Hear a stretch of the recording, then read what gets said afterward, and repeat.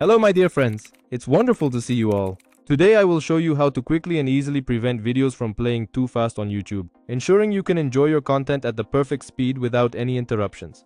So, first we need to go to YouTube, after which we already have the video open, if you open it. In the main menu, please select any video of your choice once again. Then let's see how our video sounds. It seems to be playing at an incredibly fast speed, making it difficult to fully grasp the content being presented. Let's make sure the speed is slow. We need to click anywhere on the video, and the play icon will appear. Then we see a gear in the top right corner that needs to be clicked for settings. We go to the settings, and here we see acceleration or deceleration. Let's set speed. Press this speed, and here we can choose which speed we want. We can set it to slow motion. We can set it to 1 speed, and we will have normal speed. Let's check.